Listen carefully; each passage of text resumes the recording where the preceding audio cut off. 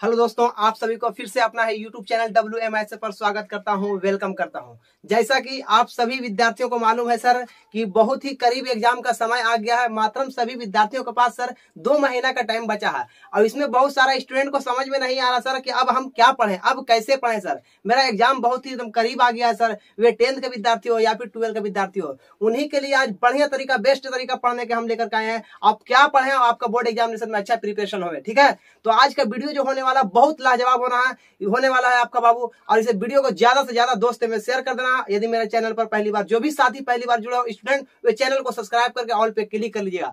आज का टॉपिक जो होगा बहुत ही लाजवाब, बहुत ही खास वीडियो आया है। एकदम इसको फैला देना सभी साथियों को कि कैसे हम पढ़े और मेरा एग्जाम में अच्छी परसेंटेज आवे, 80% 90% कर पाए। बहुत सारा स्टूडेंट को पूरा टेंशन से पूरा ये आपका एकदम बीता हुआ है सर, क्या आप पढ़े, आप कुछ समझ में नहीं आ रहा है सर। उसी का एकदम बेस्ट तरीका लेकर के आए पढ़ने का। आप अच्छी तरीका से पढ़िए, आपका एग्जाम में प्रिपरेशन बहुत ही अच्छा होने वाला है। आज का वीडियो एकदम लाजवाब। चलिए बिना वक्त गंवाए हुए, आज जैसा कि आपने थंबनेल में देख लिए होंगे सर कि अब 11 और 12 के विद्यार्थी 2 महीना में कैसे करेंगे तैयारी बोर्ड का। सर परवेज सर है तो फिर डर रहा क्या, आपको मात्र में आपको सेकंडों में आपको निचोड़ मिलेगा इसका कि कैसे पढ़े सर आप बोर्ड एग्जाम में अच्छा प्रिपरेशन करें। ठीक है, तो चलिए आज का टॉपिक स्टार्ट होता है सर। हमने हेडिंग तैयार कर दी है सर कि अब 2 महीने में आप क्या पढ़ें। अब कुछ समझ में नहीं आ रहा सर कि कैसे तैयारी करें। बस एकदम अच्छा तरीका आप लोग के बीच लेकर के आए हैं। आप एकदम अच्छी तरीका से इसको देखिए, एक एक बातों को समझिए, उस पर फॉलो करिएगा। उम्मीद है आपका अच्छी परसेंटेज मैट्रिक बोर्ड में, आपका इंटर बोर्ड में आपका मिलने वाला है। तो चलिए वीडियो को स्टार्ट कर रहे हैं सर। जो भी स्टूडेंट यदि 10th में है सर हम और 12th में है और हमको नहीं समझ में आ रहा सर अब क्या पढ़ें, हमने पूरा साल भर सिलेबस पढ़ लिए, अभी तक समझ में नहीं आ रहा सर कि अब हम क्या चीज को पढ़ें। मेरा टॉपिक समझ में नहीं आता है कि मैथ पढ़ें कि इंग्लिश पढ़ें कि उर्दू पढ़ें या फिर हिंदी पढ़ें या संस्कृत पढ़ें। वे 12th और 10th दोनों लिए बहुत ही ज्यादा खास वीडियो है तुम्हारा। तो सर बहुत सारे स्टूडेंट को पता नहीं लग रहा सर कि अब हम क्या पढ़ें। तो जो भी स्टूडेंट यदि 10th में हो या फिर 12th में हो, वे विद्यार्थी यदि सर पहला बात हम कर लेते हैं सब्जेक्ट के मैथ के तो मैथ के प्रति यदि हम बात करते हैं सर तो वे स्टूडेंट, जो भी स्टूडेंट 10वां में हो या फिर 12th में, वे मैथ में वैसे चीज को पढ़े जो आपका बोर्ड एग्जामिनेशन में हर बार पूछा गया है। सर आप मैथ को उठा लीजिए और मैथ का पैटर्न जो एनसीईआरटी है वो एनसीईआरटी को आप पढ़ने के लिए शुरू कर दीजिए। अब एनसीईआरटी को आप सभी विद्यार्थी एक बार निचोड़ उसका एग्जाम्पल से लेकर के, उसका उदाहरण से लेकर के, आप उसका जो भी क्वेश्चन प्रश्नमाला है उसको पूरा एक एक बार सभी विद्यार्थी बना लीजिए। एनसीईआरटी बुक को ही आप फॉलो करिए 2 महीने के समय में। इधर उधर लंथफंथ की बातों में आप नहीं रहे, इधर उधर समझ में आया। जो भी आप क्वेश्चन बोर्ड एग्जामिनेशन में बनते हैं वे आपका एनसीईआरटी बेस्ड बनते हैं। और मैथ की यदि बात करी जाए सबसे बेस्ट तरीका तुम्हारा है, अब मैथ को जो है बाबू एनसीईआरटी पढ़िए आप, और एनसीईआरटी का एग्जाम्पल्स को जितना भी उदाहरण है सर और जितना भी प्रश्नमाला उसको आप एक एक करके हिसाब को पूरा मुकम्मल कर लीजिए। आई होप, उम्मीद करता हूं आपका मैथ में 90% आपका स्कोर खड़ा हो जाएगा। अब हम नेक्स्ट को बात करते हैं सर। आप तो मैथ के बारे में बता दिए सर, अब हम कहने का मतलब साइंस में कैसे तैयारी करें। तो साइंस को आप बता देते हैं सर कि क्या करें आप साइंस में। तो साइंस में बहुत सारा स्टूडेंट को लग रहा है कि सर हम साइंस पे बात कर रहे हैं सर कि साइंस में अब हम क्या पढ़ेंगे। सर साइंस में कोई दिक्कत नहीं है, आपको बहुत ही अच्छा सब्जेक्ट आपका साइंस है। सर यदि आप साइंस की बात की जा सके, सर आप तो मैथ तो बता दिए सर, अच्छी तरीके से इसका तैयारी अब कर लेंगे, हम एनसीईआरटी पढ़ेंगे। लेकिन सर अब साइंस की बात आता है कि साइंस में हम क्या पढ़ेंगे। तो जो विद्यार्थी साइंस में है, जो विद्यार्थी को साइंस पढ़ना है सर कि साइंस में कैसे पढ़ना है, तो वे 10वां वाले विद्यार्थियों के लिए और 12th वाले विद्यार्थियों के लिए, दोनों के लिए हम समझा रहे हैं, ये सजेशन दे रहे हैं। सर 10वां के जो विद्यार्थी है तो जो भी आपका टीचर अभी तक साल भर में जो कुछ नोट से बुक में आपको लिखा दिया है किताब में सर, जो कुछ करवा दिया है, और उसके अंदर जरूर आपका टीचर ने VBI करवा दिया होगा क्वेश्चन को। तो जो क्वेश्चन को VBI करवाए हैं सर उसी को केवल आपको याद करना है, क्योंकि मास्टर लोग का इतना अनुभव होता है सर, क्योंकि इतना वो अनुभव से पढ़ाई करता है कि आपका एग्जाम में किस तरीका से लेवल से क्वेश्चन आपका।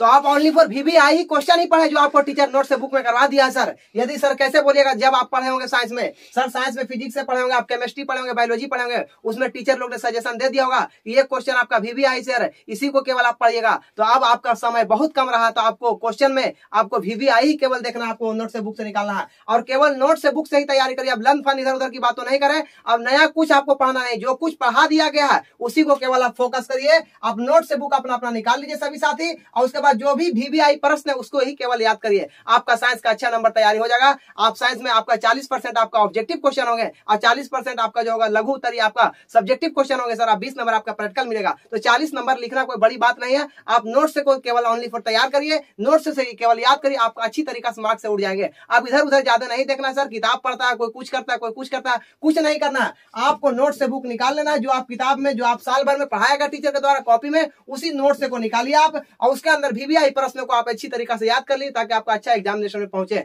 आपका रिजल्ट है। अब सर यदि 12th वाले को बात किया जाए सर कि 12th वाला साइंस में क्या पढ़ेंगे, तो 12th वाले का 3 सजेशन है सर। जो विद्यार्थी कितना फिजिक्स से रहता है, कितना सर केमिस्ट्री रहता है, कितना सर बायो रहता है, तो वे स्टूडेंट को हम बता देना चाहते हैं कि आप फिजिक्स में वैसे ही प्रश्न याद करें जो आपको एकदम लगे सर कि ये VBI क्वेश्चन है। जैसे आपको टीचर लोग सजेशन कर दिया होगा सर, अब सिलेबस भी खत्म हो गया, समय भी बहुत कम है, तो टीचर यही सजेशन कर दिया होगा कि आप VBI प्रश्नों को याद करें। तो आप अपने से खुद आकलन करें कि सर कौन प्रश्न देखो कितना बार पूछा जा रहा है एग्जामिनेशन में, फिजिक्स में कितना बार पूछा गया, केमिस्ट्री में कितना बार पूछा गया, बायोलॉजी में कितना बार पूछा गया। वही प्रश्नों के ही ओनली फॉर आप 2-2 नंबर वाला को याद करें ताकि आप अच्छा कुछ कर पाएंगे एग्जामिनेशन में। ठीक है, ज्यादा घबराने की बात नहीं है। और बता देते हैं सर फिजिक्स में यदि आपको बात किया जाए 12th क्लास के लिए तो उसका सबसे महत्वपूर्ण रखता है 5 अंक में सर डेरिवेशन। आप सभी चैप्टर वाइज चैप्टर आप 2-2 डेरिवेशन को क्लियर कर लीजिए ताकि आपका आने वाला जो एग्जाम है उसमें अच्छा कुछ कर पाएंगे आप। ठीक है, तो आप डेरिवेशन को आप 2-2 हर एक चैप्टर से 2-2 को डेरिवेशन क्लियर करिए ताकि 2-2 क्वेश्चन आपको पूछा जाएगा एग्जामिनेशन में। 5-5 नंबर का 10 नंबर का सर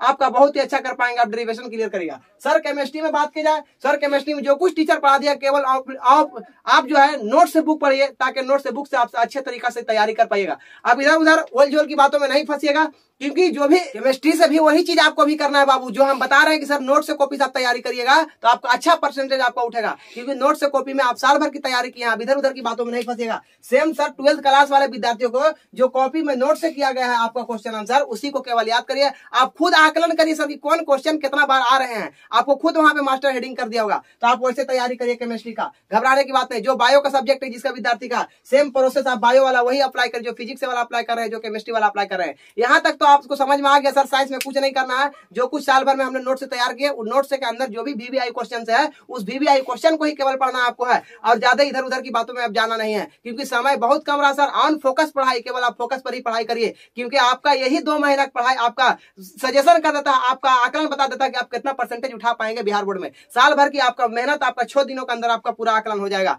तो सर जो सजेशन दे रहे हैं बहुत ही बेस्ट सजेशन, इसे दोस्त में ज्यादा शेयर कर दीजिएगा और एकदम फैला दीजिएगा। सर साइंस का बात हो गया सर, आप टोटल बता दिए, मैथ का बारे में बता दिए सर। अब बहुत सारा स्टूडेंट को लगता है सर साइंस इतना हो गया, अब कितना को लगता है सर हिंदी वाला, तो हिंदी का बात अब बताते हैं सर हिंदी में क्या होता है। तो बहुत सारे स्टूडेंट को हिंदी के बारे में अब हम बताते हैं कि सर हिंदी, अब सर हम हिंदी की बात रहा था, हिंदी में कुछ नहीं करना बाबू। हिंदी जो है सभी का अपना लैंग्वेज होता है सर, कि अब हिंदी में ये भी चीज को ज्यादा हम डिप्रेशन में नहीं जाना, जितना साइंस माने रखता है, जितना मैथ माने रखता है उतना हिंदी माने नहीं रखता है। तो सर तो हिंदी में आप क्या करेंगे, तो हिंदी में कुछ नहीं, जो कुछ लेसन आपको टीचर माध्यम पढ़ा दिया गया है उसका आप प्रैक्टिस सेट करके ऑब्जेक्टिव क्वेश्चन से बनाते रहिए, और जो कुछ लघु उत्तरीय प्रश्न है, दीर्घ उत्तरीय प्रश्न है, उसका आप सोल्यूशन करते रहिए। आप बार बार उसको कॉपी में अपने अपने लिखते जाइए, क्योंकि सर ये सब क्वेश्चन को याद नहीं करना होता। कितना स्टूडेंट क्या करता है, हिंदी वाला भी क्वेश्चन याद करता है, अरे हिंदी का क्वेश्चन याद रखा है कभी नहीं। आपको जो मास्टर आपको अच्छी तरीका से जो भी कहानी पढ़ा दिया गया है, जो भी कविता पढ़ा गया है, उसका आप सारांश निकालिए, उसका पूरा इंट्रोडक्शन निकाल कर आप खुद से उसका क्वेश्चन आंसर बनाते रहिए। हिंदी में कोई बहुत माने बात नहीं है सर, आपको हिंदी जो है बस कुछ नहीं करना, आप जो भी कॉपी में आप जो कुछ पढ़े हैं उसका क्वेश्चन आंसर खुद से आप बनाते रहिए, और ऑब्जेक्टिव हर चैप्टर वाइज चैप्टर का आप मारते रहिएगा, आपका हिंदी का अच्छा खासा नंबर उड़ जाएगा सर। ज्यादा घबराने की बात नहीं है हिंदी में। सर अब बहुत सारा स्टूडेंट को लगता है इंग्लिश, तो 10 वाला स्टूडेंट तो इंग्लिश का कोई वैल्यूएशन नहीं देता है, अब इंग्लिश का नंबर भी उठेगा सर। इंग्लिश को हम पढ़े, लेकिन सर सबसे माने रख रहा सर इंग्लिश में किसको रख रहा, तो 12th वाले भी स्टूडेंट को बहुत ज्यादा इंग्लिश में माने रख रहा। इंग्लिश 100 मार्क्स से आपका 12th वाले विद्यार्थियों को होता है। अब उनको नहीं समझ में आ रहा सर कि अब हम कैसे इंग्लिश में एग्जाम देंगे। 10वां में तो सर तो कैसे करके पास कर गए थे, लेकिन अब 12th की बारी है सर, अब 12th में कैसे पास करेंगे। तो 12th में पास करने का एक अच्छा सजेशन आपका है विद्यार्थियों का, 10वां वाले विद्यार्थियों को, कि अब सर हम कुछ नहीं पढ़ रहे सर, साल भर पढ़ने पता नहीं चल रहा कि अब 2 महीना में हम क्या करेंगे। तो वे विद्यार्थी हम बता देते हैं, यदि जो भी कहानी आपका पढ़ाए होंगे टीचर लोग द्वारा, तो उसका ऑब्जेक्टिव आप डेली के डेली आप लाइव क्लासेस में जाइए, आप अपना ऑफलाइन क्लासेस में जाइए, कहीं पर भी जाइए, आप उसका ऑब्जेक्टिव का प्रैक्टिस करिए। आप समझ में आया, ऑब्जेक्टिव आप बनाइएगा सर तो आपको 12th इंग्लिश में पास करने का ज्यादा चांसेस रहता है। ऑब्जेक्टिव आप पढ़िए उसके अंदर। अब सर जो कुछ सैमरी पढ़ाया गया उस सैमरी पे आप प्रैक्टिस करें। जैसे मैं 12th क्लास का बहुत ही फेमस सैमरी है सर, जैसे में द सोल्जर है, उसके बाद वाल्टर डेलामेर का है, एन एपिटाफ है, स्नेक है, ये सब पे आप डेली के डेली प्रैक्टिस करें एक एक सैमरी पे, उससे आपका अच्छा खासा कुछ कर पाइएगा। उसके बाद आपका गधांश रहेगा सर, ज्यादा घबराने की बात नहीं है। 12th का इंग्लिश में इसी तरीका से आप ऑब्जेक्टिव की प्रैक्टिस ज्यादा करिए, और जो कुछ पढ़ाया गया राइटर के नाम ये सब कुछ ज्यादा याद करें। अब ज्यादा समय आपके पास नहीं रहा, इसी तरीका से तैयारी करिएगा तो आप इंग्लिश में अच्छा कर पाइएगा। सर इतना हो जाने के बाद अब फिर हम क्या करेंगे सर, हिंदी हो गया सर, इंग्लिश हो गया सर, फिजिक्स केमिस्ट्री बायो सब मैथ तक हो गया सर। लेकिन अब एक बहुत बड़ी मुद्दा निकल के आता है 10वां के विद्यार्थियों के लिए। इसमें इसका योगदान पास कराने में सबसे बहुत बड़ा भूमिका क्वेश्चन बैंक का होता है। क्वेश्चन बैंक जहां क्वेश्चनों का पूरा भंडारण किया गया है। आप सभी विद्यार्थी, जो भी विद्यार्थी 10वां में है या फिर आप 12th में है बाबू, वे सभी विद्यार्थी आई होप उम्मीद करते हैं कि सभी को तो क्वेश्चन बैंक ले लिए होंगे। सर तो क्वेश्चन बैंक ले लेने से ही केवल काम नहीं चलेगा। अब क्वेश्चन बैंक लिए है तो उस क्वेश्चन बैंक में वैसे प्रश्न को ही याद करिए। आपको क्वेश्चन बैंक में दिया गया है वैसा क्वेश्चन को आप उठाइए। 10वां का विद्यार्थी हो या 12 का विद्यार्थी, जो क्वेश्चन हर बार रिपीटेशन हो रहा है सर, आपका क्वेश्चन आप बैंक लिए होंगे तो उसमें 2011 से लेकर के 22 तक पूछे गए प्रश्न सभी कुछ दिया हुआ है। तो 2011 से 22 तक के सर जितना भी क्वेश्चन आंसर 10वां में हो या फिर 12th में हो, हर सब्जेक्ट में कितना बार किसको ज्यादा बार पूछ रहा है आप खुद आकलन कर सकते हो। तो उसी क्वेश्चन को आप ज्यादा से ज्यादा याद करें, वैसे क्वेश्चनों को आप ज्यादा से ज्यादा याद करें ताकि आप कुछ अच्छा कर पाइएगा। क्योंकि सर ये क्वेश्चन बैंक बहुत बड़ा भूमिका निभाता है कि आपका कितना लेवल में तैयारी है, क्या आपसे क्वेश्चन बन रहा है कि नहीं बन रहा है। यदि आपका क्वेश्चन बैंक सोल्यूशन हो जा रहा है सर, यदि क्वेश्चन बैंक को हम अच्छा से बना ले पा रहे हैं तो आपका उम्मीद है सर कि आप बोर्ड एग्जामिनेशन में भी अच्छा कर पाइएगा। क्योंकि क्वेश्चन बैंक बहुत मायने रखता है। तो आप सभी विद्यार्थी क्वेश्चन बैंक लेकर के सभी को आपका क्वेश्चन बैंक ले लीजिएगा। और क्वेश्चन बैंक से वैसे प्रश्न को याद करना है सर, वैसे प्रश्न को, वैसे क्वेश्चन को याद करना है कि कौन क्वेश्चन कितना बार पूछा गया। यदि मान लीजिए सर 10वां का हम बात करते हैं तो 10वां का बात करते हैं सर कि यदि आपको पूछ रहा ओम का नियम, सर 10वां में यदि ओम का नियम साइंस में पूछा गया है तो ओम का नियम को देखिए कितना बार पूछ रहा है। तो उसको उम्मीद है सर 10 से 12 बार अभी तक एग्जामिनेशन में पूछा गया या 5 से 7 बार। तो वैसे क्वेश्चनों का आप एकदम पी कर याद कर जाइए, वैसे क्वेश्चनों को छोड़ना नहीं। सर 12th वाले विद्यार्थियों को जैसे में सबसे ज्यादा इंपॉर्टेंट क्वेश्चन होता है सर 12th में फिजिक्स में होता है सर गाउस का नियम। सर तो गाउस का नियम को देखिए आप कितना बार पूछा है। तो यदि पूछा गया क्वेश्चन बहुत बार रिपीटेशन आपका रहेगा, 2016 रहेगा, 2014, 2015 ऐसे करके रहेगा क्वेश्चन, तो आपको उसको ज्यादा करके याद कर जाना है।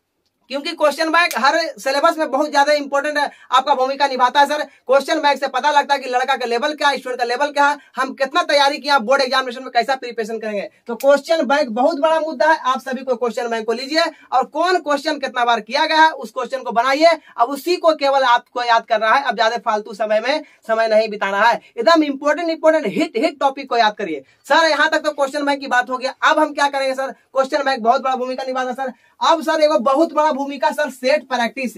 ये क्या है सर, ये हमको समझ में नहीं आता है सर। सेट प्रैक्टिस, तो सेट प्रैक्टिस कहने का मतलब है सर आप हर सब्जेक्ट पढ़ लिए हैं, आप हर चैप्टर खत्म कर दिए हैं और उस चैप्टर में आपको मालूम है अभी 50% क्वेश्चन आपका ऑब्जेक्टिव पूछा जाता है सर। अब क्या हमको समझ में नहीं आता सर कि ऑब्जेक्टिव हम कितना कर पाएंगे। क्या हमसे सर हम 40 को क्वेश्चन का आंसर लगाते हैं सर तो मेरा 20 को सही होता है सर, मेरा 10 को सही होता है। आप मॉडल पेपर ले लीजिए, आप क्वेश्चन बैंक वाला सेट ले लीजिए और उस सेट को बनाइए और आप 1 से लेकर के 50 तक के आप डेली प्रैक्टिस करिए सेट को कि कितना मेरा सही हो रहा है। यदि शुरू दिन हमारे सेट सर मेरा ऑब्जेक्टिव में 30 नंबर आया 50 में, यदि शुरू में मारे सर तो 40 नंबर आया। आप ऐसे ही मारते रहेगा तो आप एग्जाम आते आते बाबू 50 ऑब्जेक्टिव टच करने का दावा रखते हैं। सेट प्रैक्टिस बहुत बड़ा भूमिका रखता है। हर सब्जेक्ट में आप मारिए, साइंस में मारिए, सोशल साइंस में मारिए, आप हिंदी में मारिए, इंग्लिश में मारिए, हर सब्जेक्ट में आप मारिए सेट। सर आपको सेट प्रैक्टिस पूरा अच्छा से उम्मीद है कि समझ में आ गया होगा सर सेट प्रैक्टिस क्या है। तो आप डेली आप सेट लगाइए, आपको डेली के डेली ऑब्जेक्टिव क्वेश्चन आंसर करिएगा, आपका बहुत ज्यादा रिपीट हो जाएगा। अब आने वाला दिन में आप बहुत ही अच्छा कर पाइएगा क्योंकि सेट प्रैक्टिस हर एग्जाम के लिए बहुत ज्यादा अहम भूमिका निभाता है। आप बात है सर कि आप इतना चीज कर लेने पर आप क्या करेंगे,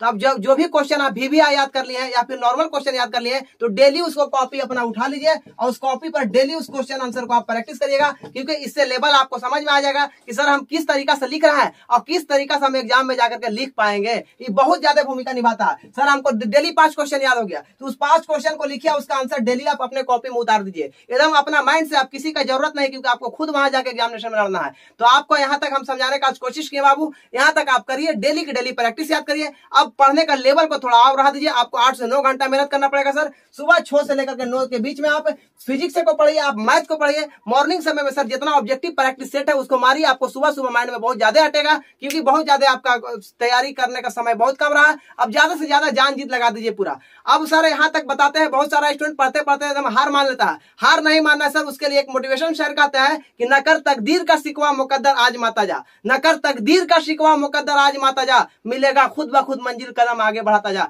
कदम आपको कभी नहीं रोकना सर, क्या तुम्हारा मुकद्दर में वो खुद डिसाइड करने वाले। आप 6 दिनों के अंदर आपका एग्जाम होगा, उसके अंदर खुद आपको समझ में आ जाएगा सर क्या होने वाला। एकदम आपको हर हालत में पढ़ते रहना है। यदि इस तरीके से वीडियो मेरा अच्छा लगा, आज का सजेशन अच्छा लगा, इसे दोस्त में ज्यादा से ज्यादा शेयर कर दीजिएगा, क्योंकि पल पल नोटिफिकेशन आप लोगों के पास पहुंचते रहे। आज तक मेरा यही तक रहेगा बाबू, मेरा वीडियो बनाने का उद्देश्य यही तक है। वीडियो अच्छा लगा तो लाइक करिए, इसे दोस्त में ज्यादा से ज्यादा कोरोना वायरस की तरफ शेयर कर दो, क्योंकि समय बहुत ज्यादा कम रहा है। आज तक यही तक। ओके, थैंक यू, धन्यवाद।